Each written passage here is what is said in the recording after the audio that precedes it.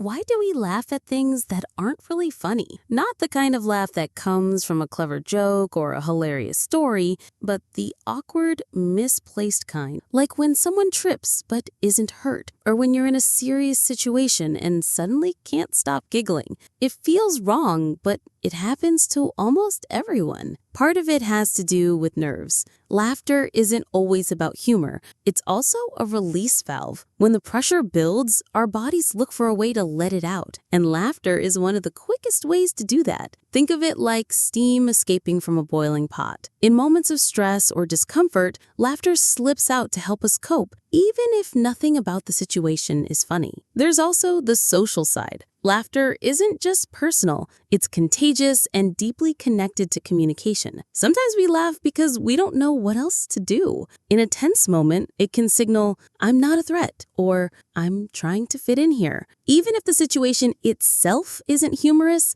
laughter becomes a way of smoothing things over, filling silence or easing awkwardness. And then there's the brain's love for contradiction. When something feels out of place, like a serious event paired with a silly thought, our minds react with surprise. That clash can trigger laughter, not because it's funny in a traditional sense, but because our brains are trying to process the mismatch. It's almost like a glitch in the system, and laughter is the output. But here's the twist. We even laugh when we really shouldn't. Think about funerals, intense arguments, or serious accidents. These are moments where laughter feels completely inappropriate, yet that's exactly when it sneaks up the most. And that's when laughter becomes less about humor and more about survival. In moments of grief or shock, our emotions are too overwhelming for words, so our bodies reach for laughter as a way to break the tension. It's not about disrespect, it's about coping.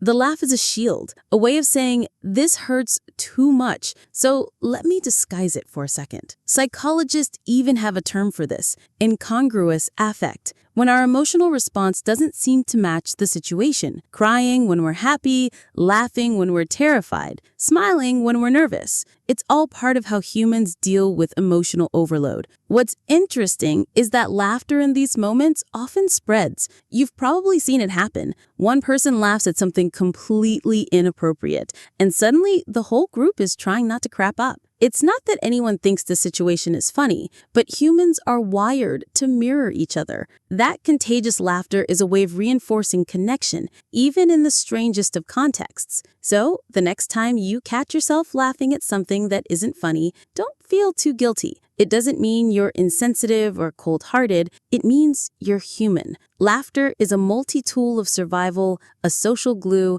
and sometimes just a glitch in the system. We usually think of laughter as the sound of joy, but the truth is, it's also the sound of discomfort, fear, confusion, and sometimes even grief. That's what makes it so fascinating, because laughter isn't just about jokes. It's about everything that makes us human.